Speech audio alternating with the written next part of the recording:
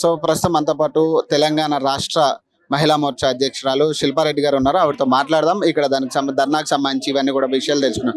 Madam చెప్పండి, అంటే దగ్గరగా 6 హామీలు అనే ప్రధానంగా వాళ్ళు అధికారంలోకి రావడానికి కూడా మెయిన్ కారణం 6 హామీలు 6 గ్యారెంటీలు అని చెప్పి. మరి 6 గ్యారెంటీల్లో వాళ్ళు ఏమంటారు అంటే 2 గ్యారెంటీలు 3 గంటలు మేము నెరవేర్చాం, ఇంకా నెరవేరుస్తున్నాం, 8 నెలలే కదా కాలం అయింది, ఇంకా ఉంది కదా టైం అంటున్నారు. మరి దీనికి ఏం చెప్తారు?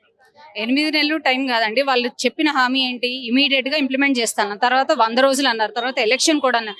ఎలక్షన్ కోడ్ పూర్తయి కూడా 3 నెలలు అవుతుంది. మరి మీరు ఏం చేస్తున్నారు అంటే మీ దగ్గర నిధులు ఉన్నాయా లేదా? నిధులు లేనప్పుడు మీరు ఎందుకు వాగ్దానాలు ఇచ్చారు? ఇంత పెద్ద పెద్ద వాగ్దానాలు ఎందుకు ఇచ్చారు? మహిళలని ఈ వాగ్దానాల్లో చెప్పి మహిళలు ఓటు వేయించుకున్నారు. సో ఇక్కడ ఓటేసిన ప్రతి మహిళ వచ్చింది రేవంత్ రెడ్డి గారిని క్వశ్చన్ చేయడానికి.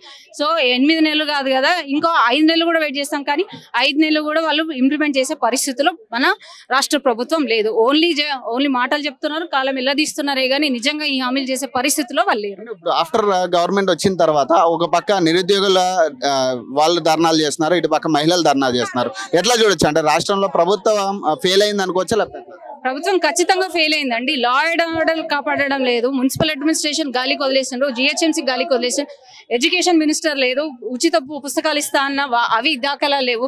అసలు ఏం జరుగుతుందో ఈ రాష్ట్రంలో ఆయనకు పట్టింపు లేదు. ఢిల్లీలో మాత్రం రాజకీయాలు చేయడంలో ఉన్నారు. ఇతర పార్టీ సభ్యులని ఎట్లా ఉంచుకోవాలో దాంట్లోనే ఉన్నారు. కానీ ఇంకా ఏది చేసే పరిస్థితిలో మన సీఎం రేవంత్ రెడ్డి గారు లేదు. ఏం డిమాండ్ చేస్తున్నారు? ప్రధానమైన డిమాండ్స్ మహిళలకు ఇస్తానే వెంటనే అమలు చేయాలి. లేదంటే మా ఈ కార్యాచరణ ఇప్పుడు ఓన్లీ మేము కూర్చోబెట్టి చెప్తున్నాం.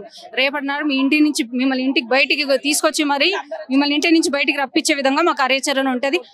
గవర్నమెంట్ ఆఫీసులు అన్ని ముట్టడించడం జరుగుతుంది, మీ ఇంటిని ముట్టడించడం జరుగుతుంది. Thank you.